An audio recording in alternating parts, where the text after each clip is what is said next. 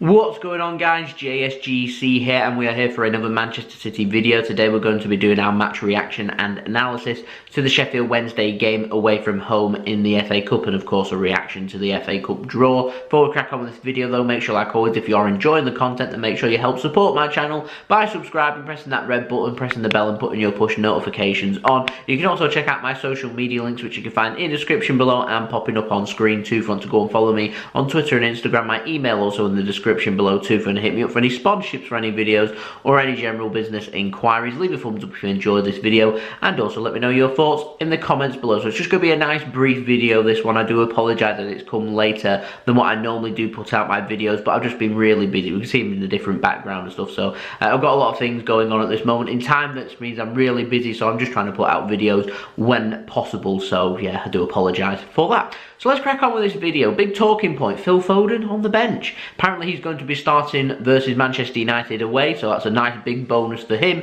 but we'll see if he starts. If he doesn't, then I'm just wondering why he didn't start in this game. Garcia left on the bench too. I didn't understand why he was starting. City did go with a strong team.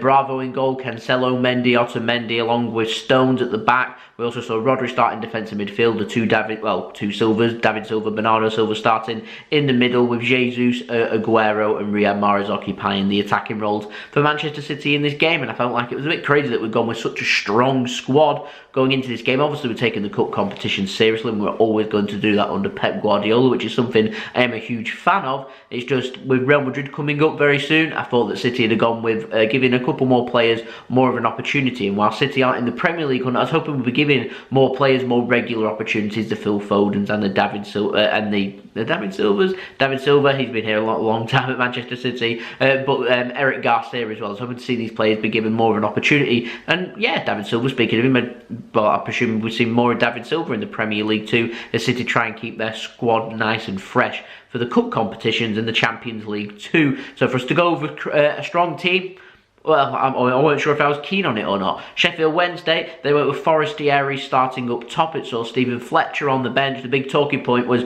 Pelopessi, is that how you say his name? Apparently he's called Mr. No Tackles, or Joey No Tackles is what I saw some comments on Twitter with. So yeah, make of that what you will. Also, I think Leeds was on the bench, which was a surprise to me. Now, first half, I think it was a free kick. Cross came in. Otamendi met the header, hit the crossbar. Yeah, that's it.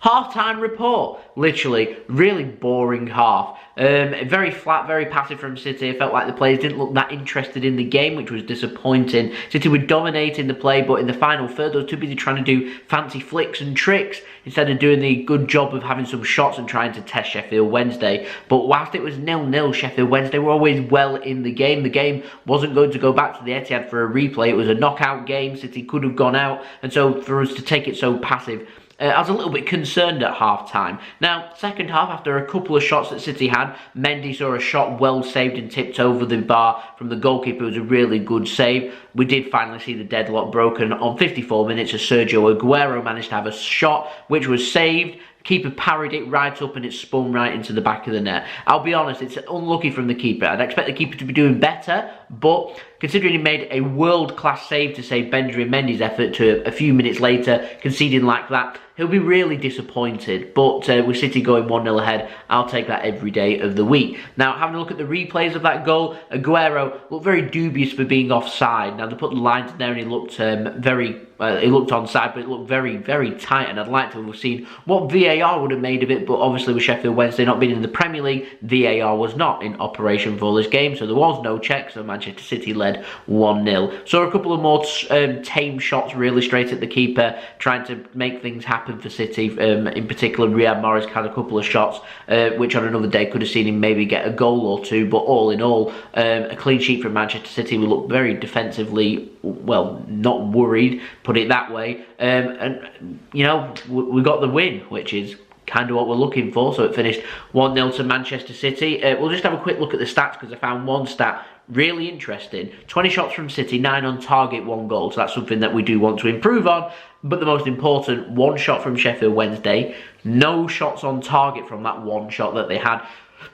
Bravo had nothing to do in the game. He literally may as well have not played, really. 80% possession from City to 20% possession from Sheffield Wednesday. 804 passes from City at a pass completion rate of 92%. 203 passes from Sheffield Wednesday at a pass completion rate of 64%. So yeah, all in all, job done really. Sheffield Wednesday didn't really have a go. They didn't really test Bravo. So that's something they maybe look for going into the future. City though, they look solid. They look comfortable at the back. We were making things happen. We just really needed to be better at creating opportunities and better up top and putting our chances away. We looked really flat in the first half. We was making stuff happen in the second half. We did improve in making shots, which is always something that we're looking for. So going forward into the next few games, looking for City to be able to make something happen by creating opportunities, having shots, and obviously putting them shots into the back of the net. 9 shots on target, just 1 goal is a little bit disappointing, so we're looking for City to improve on that, and trust me, lots to improve on from this game, but I'm ecstatic that we have got the job done and we have gone through a difficult game at Sheffield Wednesday at Hillsborough away. They're a team I was expecting them to sit back and absorb,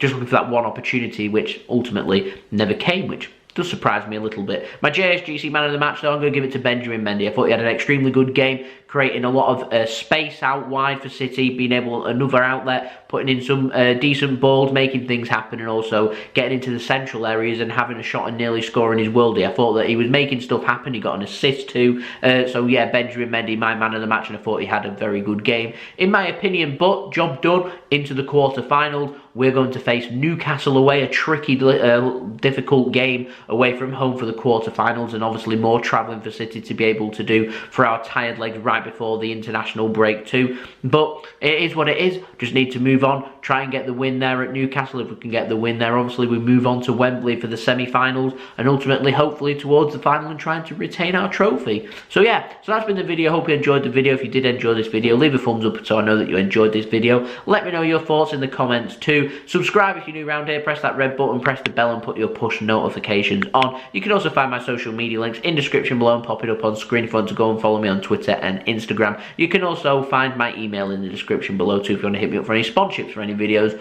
or any general business enquiries, and I'll see you all again for the next video, which will be the preview for the big Manchester derby this weekend. So I'll see you then. So it's been JSGC. Hope you'll have a wonderful rest of your day. Peace. Ciao for now.